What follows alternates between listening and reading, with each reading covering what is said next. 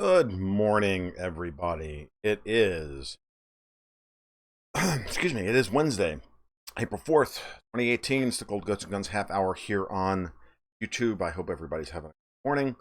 I know that a lot of people who are heavily invested in the markets right now are not having a great. China announced last night that their response to Trump's tariff war was significant.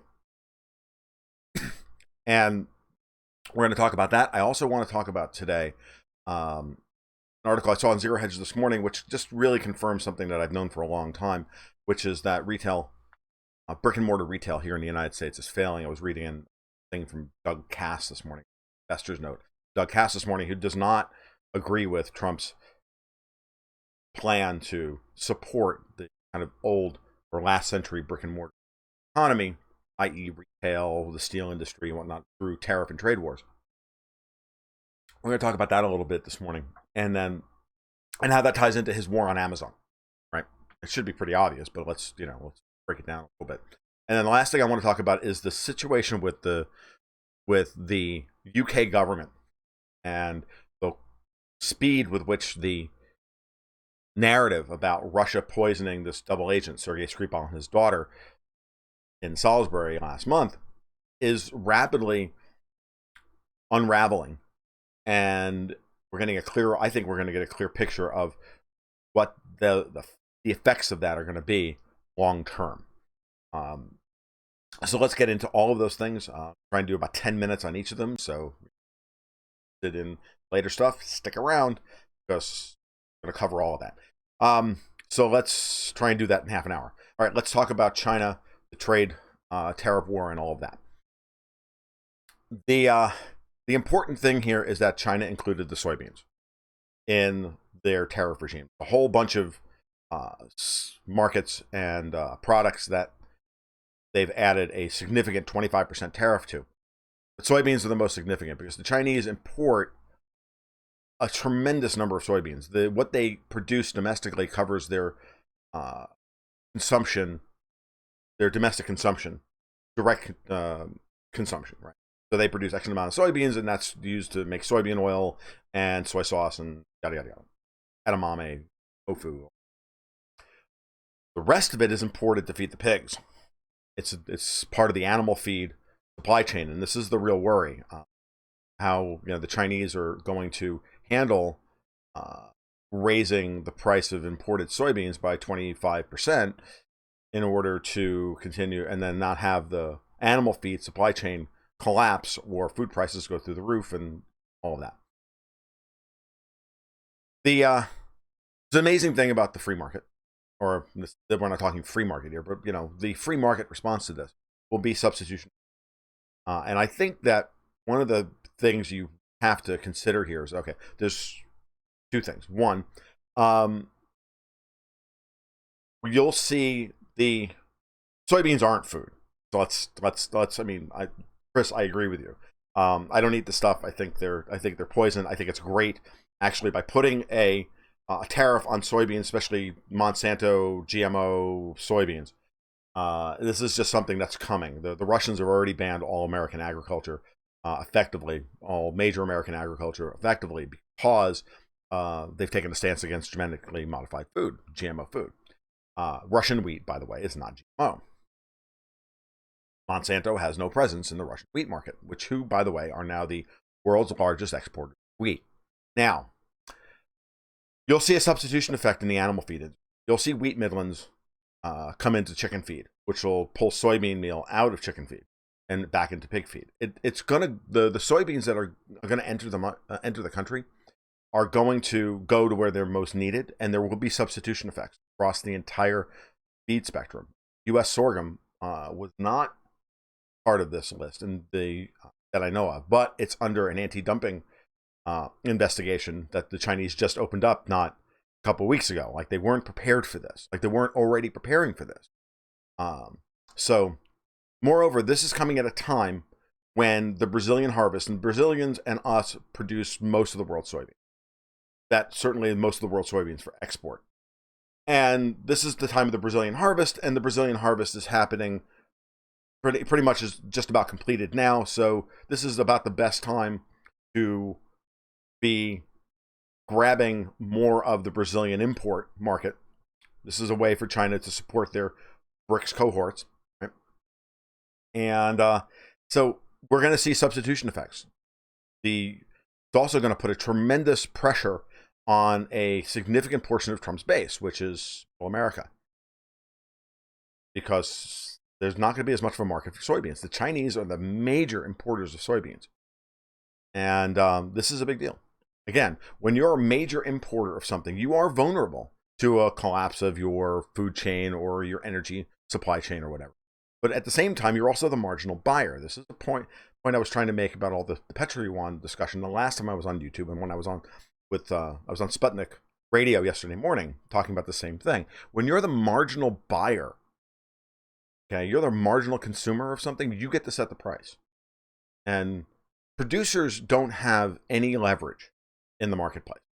Anybody who's ever produced food or anybody who's ever run a business where you're trying to produce something, you produce something hoping that there's a demand for it.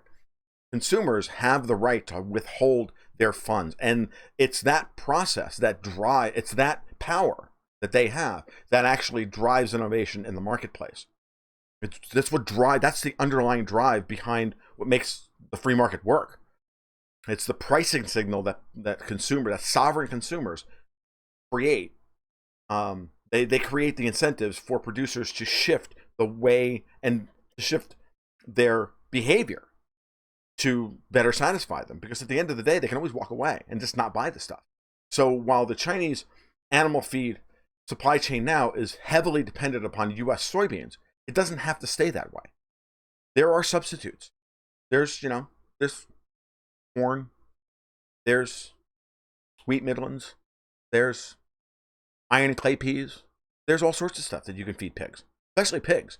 You can't, there's certain things you can't feed chickens because you just make, right, Austrian economics. We live on the margin. Exactly, Chris. There's a lot of things you can't put into chicken feeds. Like you can't put rapeseed, or basically can't put canola oil in it because it's toxic to chickens. You can't feed them very much of that. Can't really. I've tried making chicken feed using like iron and clay peas and whatnot. It destroys the flavor of the chicken, of the egg that's produced. It's also creates an almost white yolk. It just bleaches all the color out of the yolk. It makes a really unattractive egg. Not that it's not to say that it's not a nutritious egg. It's just an unattractive egg. It's actually, interestingly enough, it's corn that produces that really nice, rich orange yolk that you get from a chicken egg. Interestingly, so those decrying feeding your chickens corn, but that's what makes the chicken eggs taste so good. And by the way, it really makes the duck eggs taste good. Currently on my place up here in Florida. So you'll see a substitution effect. You'll see the Chinese import more Russian wheat in order to feed their chickens, which then will shift part of the soybean demand and back into the pig market, and they'll just deal with it. They will come up with different things. The Chinese consumption market will change. You'll see a substitution. You always do when soybean prices get too high. The palm oil, and what I'm getting to is that palm oil and soybeans kind of trade as an inverse of one another. DTF, that's a really good question, and I don't have an answer for it. It may be too late. I don't know. I have to actually think about that. That's a really good point, and I didn't think about that. That this might actually also cause a crash in the price of soybeans if our farmers can't shift out of one crop and into another for export for the next year. That's a very good point. They're also probably locked into seed contracts with Monsanto and everything else. So yeah, right. Unless, of course, Trump, tipped everybody off that this is going to happen, and they've already made the shifts, and and the small farmers get screwed, and the corporate ones already knew what was going to happen, and they're the ones who are going to make out like bandits. So we'll see what happens. But that's a very, very good question, and I should really look that up. But you'll see. I think you'll see the Chinese shift their demand curve for soybeans to the left. And you'll see a shift in the demand curve for corn and wheat. they've already. I mean, I know that there was a major. I just went ahead and did a quick search this morning on this stuff, and the Chinese signed a major corn import deal with Ukraine like last month. Again, another instance, another data point telling you that they were planning this all along. That they were expecting this kind of trade war to happen. User 13 makes the important point that they could have already done this, but they've likely already gotten their seed for the year and started plowing. They've already spent their money on the loans and everything else for the year. So it's going to be very difficult to shift. This is a poorly timed event for the United States soybean market. There's no doubt about it. So we'll see. It means that you'll probably see the price of soybeans drop like a rock. You'll see palm oil imports to China will probably increase, because remember, while the price of soybeans on the futures market will drop, the price to Chinese importers is still high, and therefore they'll look at it and go, well, we'll just buy palm oil, which is at a near 6-year low anyway, and we'll substitute where we can palm oil for soybean oil in things like salad dressings and peanut butter, and because things like candies, all sorts of things. Palm oil is better for you anyway, and it's a far better food oil than soybeans. So if the Chinese were looking to try and get their people off of soybean oil, this is one way of doing it. And you'll see also imports of coconut oil as well. Will this impact the Bayer Monsanto merger? Probably not. That's too big a deal on this. I don't think these tariffs will be in place for very long. Generally speaking, things like this are too disruptive to the marketplace for that to continue. But we'll see. At this point, everybody's angry with Trump, and the markets are off by 500 points in order to try and send him a message that he needs to stop acting the way he's acting. And I got news for you: that's probably not going to change. He's very serious about this. I'm not saying I agree with it at all. I'm just telling you what's happening. So there's that. So very interesting. Just watch for the substitution effects. If you're looking for investment opportunities here, obviously, I think you'll see an upward demand for wheat. I think you're going to see an upward demand for palm oil from China being the marginal. They're just the marginal buyer of food oils, and therefore they'll shift as they shift their demand. The secondary benefits will come from that perspective. Yeah, the user 13 makes the point about Chinese social order and pork prices going up will cause you problems. Remember also that the Chinese have tremendous national stockpiles of soybeans, so they could easily keep the local price low for a long time and just stop the importation of more, and then go from there. If they've been this prepared for a trade war with Trump over this issue, then they've probably been stockpiling at low prices for a while now. The supply chain is really very good at responding to changing conditions, especially something like animal feed.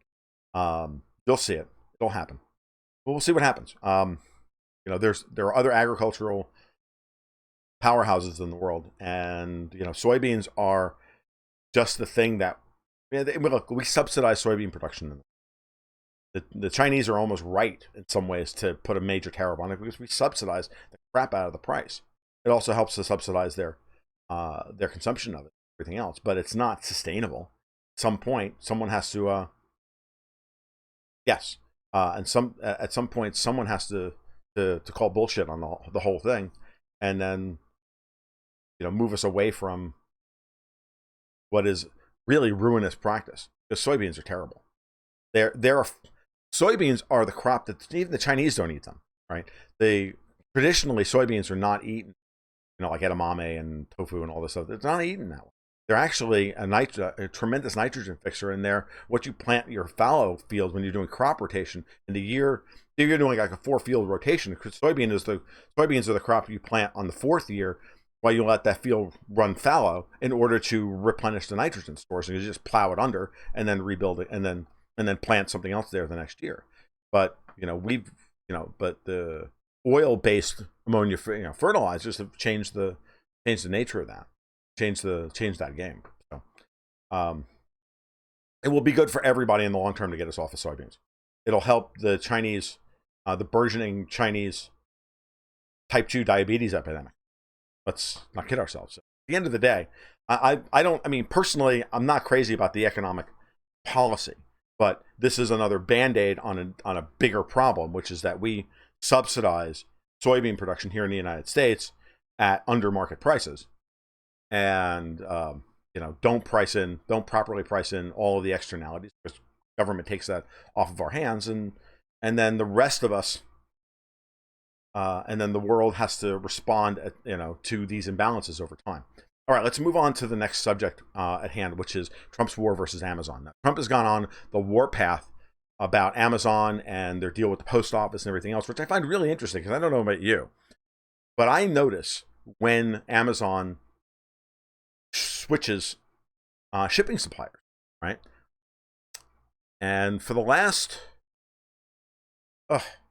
6 or 8 months, it's been exclusively UPS to my house. Nothing from Amazon comes via the postal service.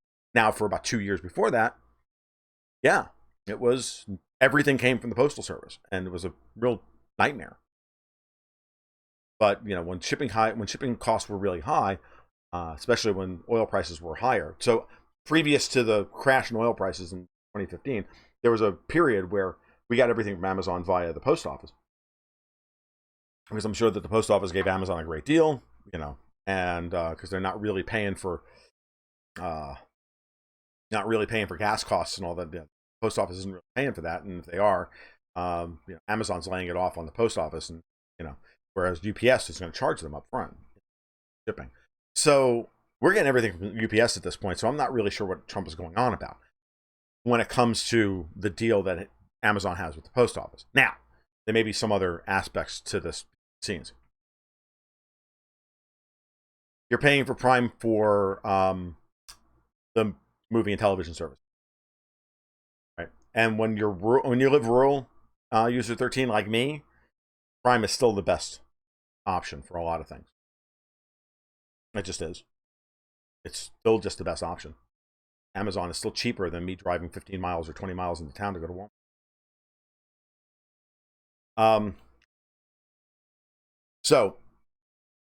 But that's not what this is about. What this is really about is Trump's fascination and Trump's obsession with 20th century brick and mortar businesses, i.e. retail. And there's an article on Zero Hedge this morning, which I really didn't even have a chance to do much more than scan the headline of. Is mall vacancies are at a 6-year high as local economies stumble on retail slump. So if you follow the markets at all, you know that stocks like Macy's and Nordstrom and other, they're just getting killed. Abercrombie and Finch, they're all getting killed. And as far as I'm concerned, Macy's has been a perma-short to bankruptcy. Kmart, Sears, JCPenney's, the whole 9 yards. And you look at strip malls. I look at strip malls even around a city like mine. I go to Gainesville, which is growing like a weed. But the malls themselves are not full. And the stores are not happy. And they're building strip malls that they can't fill. And it's very interesting to see how that's playing out. And of course, Amazon plays into this by destroying traditional brick and mortar retail establishments, and then Trump is of course complaining about taxes coming in. Seriously, dude, you should get the Democrats to shut the fuck up, and you should hold the line on spending and stop worrying about increasing the tax base. Because that's not what we need to be worrying about. That's not going to make America great again. That ain't MAGA, baby. Americans paying more taxes, local and state sales taxes, is not MAGA. Amazon, we all pay freaking sales tax on Amazon now for most things anyway. Anything that you can buy, anything that you can cross shop on Amazon that you could buy locally, you have to pay sales tax on. I do in Florida. So I don't know I don't know where this is coming from, other than he's trying to save. He knows that there's a meltdown coming in commercial real estate. That's true. User 13 is bringing up teen crime in certain locations. Empty malls are a big deal, but I think it's more the real issue of commercial real estate and the spillover effects of failures of commercial real estate loans that are the issue, because commercial real estate drives a lot of low risk investment.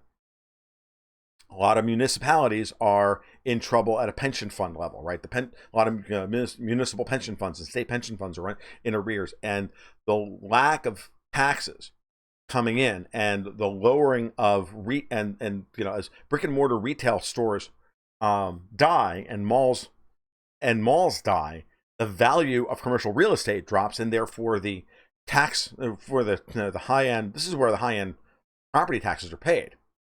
Laffer is not MAGA. I know Laffer is not Laffer. The Laffer curve is chronic, and we have the potato. We have Mr. Potato Head, freaking Larry Kudlow, Mr. Laffer curve himself, in the White House now. But at least he's better than globalist Gary Cohn. Because at least he's an American. All right, so you got to understand that commercial property is taxed at a much higher millage rate than residential property is. And a loss in value of commercial real estate property, traditional commercial real estate property, is going to put tremendous pressure on state and local budgets.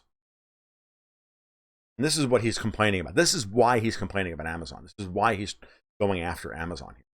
But you can't change the way people shop. You can't force people to buy their DVDs at Best Buy or Walmart or their Blu-rays. You're going to buy them at Amazon. Most people are buying digital media at this point anyway. Amazon can get you stuff faster and better, and you're trying to save money because we're already paying too much in taxes anyway. We're already paying too much in regulatory costs, and now you're making everything more expensive with a trade war with China.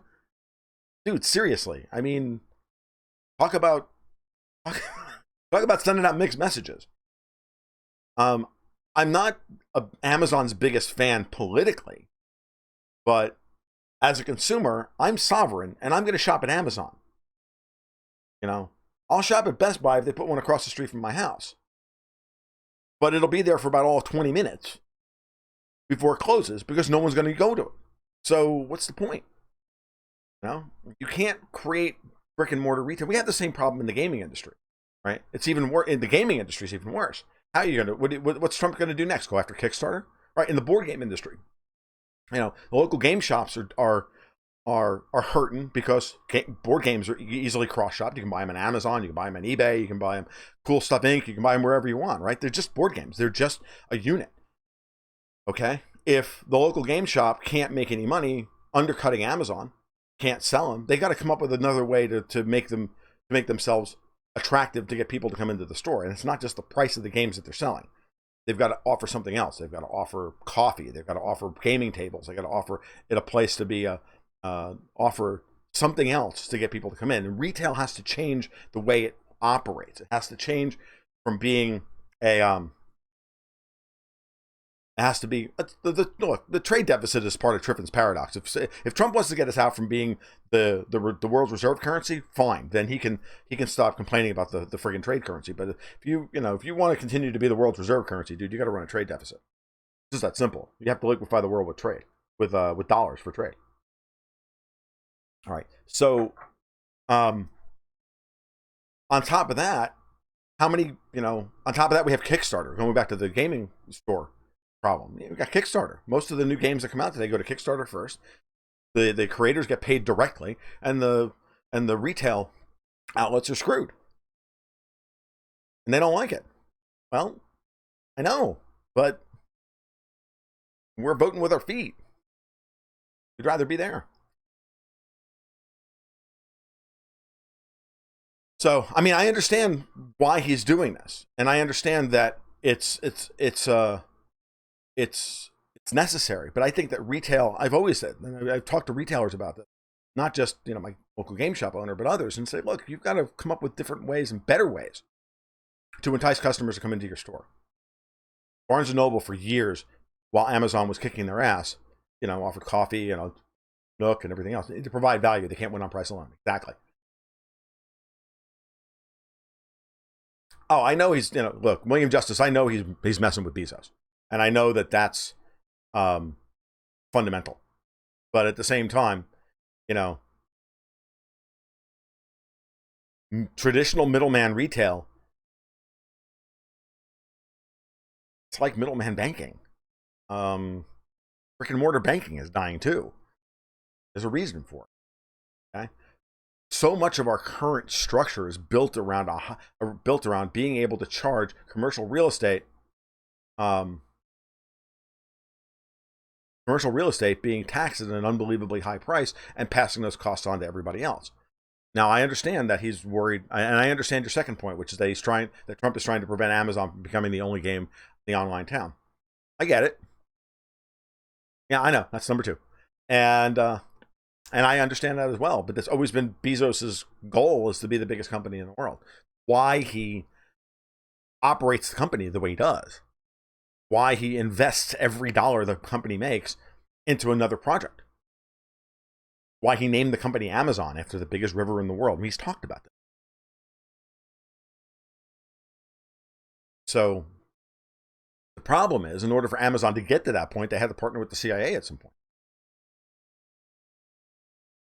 Now he's got an adversary in the White House. I don't know. We'll see what happens. Markets are bigger than politicians, guys. All of this, if there's an overriding theme that's going to tie this whole thing together, and I know I'm running up against my time limit, and I still haven't talked about Theresa May. But the important thing is that markets are bigger than politicians. They're bigger than governments. They're bigger than central bankers. They're bigger than everybody. And if you don't believe that, well, the next 5 years are going to teach that to you real soon, because Marxism doesn't work. So let's start with but really the big one is commercial real estate. He understands that there's a pension crisis in this country. He understands that there's that the Federal Reserve has done tremendous harm to the economy by keeping interest rates too low for too long. I think he understands that. I don't think he understands how to get out of it. But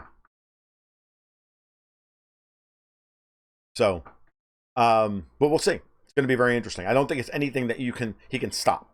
Okay, and going after Amazon, it's never a bad idea to go after someone who's that big in the marketplace. He's also, remember, it's also a midterm election year. Going after Amazon is going to be popular with the left, with the center left.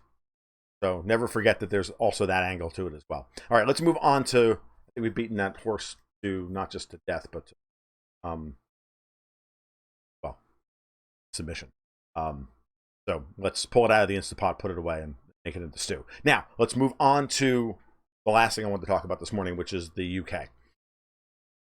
Since the moment this Sergei Skripal poisoning event took place, the Brits immediately launched into an unbelievable accusatory framework, trying to blame the Russians for everything. It's been a narrative. It's been a lie. Anybody with 5 brain cells that operating together in concert knows that this is a lie. But there's multiple angles on this. I haven't really touched on all of them, and I was thinking about it this morning, and I wanted to share some ideas with you. If you listen to Martin Armstrong, he says that the window for the UK truly breaking up starts in about 5 years, and that the pound is going to go through, spike and collapse. And I think we're already going through the spike now, and then it's going to collapse.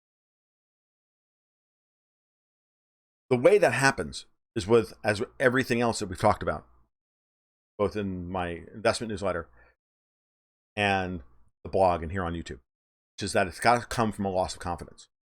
So look at what's happening here with this Skripal poisoning. The Brits go on a rampage, create the greatest diplomatic incident in recent memory, if not the last 100 years. Massive wave of diplomatic expulsions all the way around the world over a lie, over what is now materially a lie. Materially a lie. Look what happens. Theresa May looks like an idiot. Boris Johnson looks like an idiot. Not that this is hard. These people are idiots. Gavin Williamson looks like an idiot. Okay? You've now embarrassed world leaders all over the world. You've made the Brits, by the time this is done, the Brits will be a laughingstock diplomatically all around the world. Guess what? This was a soft coup by MI6 to get rid of the Tory government, to scuttle Brexit.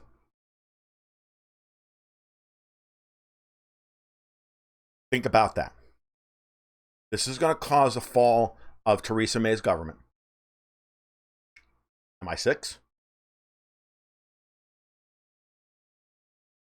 working on behalf of the globalists, is who I think did it. MI6 is the enemy, guys. Always felt that.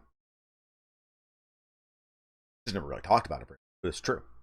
So now, think about this. So now, if the UK government falls and we have a tremendous collapse in confidence, what happens? The pound reverses. That makes sense.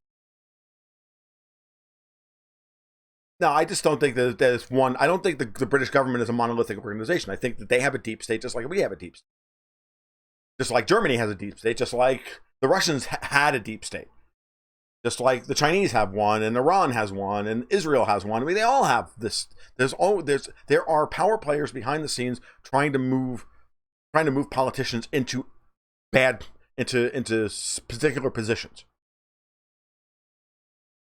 And so I really think that that's what's going on here. This is your trigger point for the eventual collapse and breakup of the United Kingdom. They're going to scuttle Brexit, which is going to cause tremendous divisions within the British electorate. Okay. Everybody at that point goes completely ballistic, and confidence in the Brits' ability to govern themselves falls apart. Part of the reason why we've seen all of these, where they've lost their ability to even govern themselves. They don't even know how to respond properly to Muslim violence and organize Muslim violence at a functional level. The police cover these things up in order to not appear racist. The British society is collapsing. I find it really funny that the minute I start talking about this, I lost 3 people. So we had 13 people in the chat. Now we have 10. Right? I think that's really funny. But think about what this is about. It's not about. That's the end game here, and it's why it's doomed in the long run. They're going to scuttle Brexit. They're going to create a crisis of confidence. The EU is going to win Brexit talks in order to keep the City of London as a clearing center for euro-denominated transactions. Brits are going to have to get in line. And whether that was the original design or not, that's what the upshoot's going to be. Personally, I don't think that was the original design. I think that the whole purpose here was to isolate Russia and try and start World War III. But the backfire on this is what we're seeing, which is that once you start down the path of lying to people and making them look like morons, what are you going to do? Apologize and walk away? You think Boris Johnson is going to keep his job now? Maybe. But I don't think so. Because the whole point of the British snap elections last year was to get rid of the Tories in the first place. Put Jeremy Corbyn and Labour in charge, and then take Corbyn out back, throw him away, and install a Tony Blair clone to scuttle Brexit, and lead a resurgent, this apologetic British government to make nice with the European Union. That's what I think. That's what last year's elections were all about.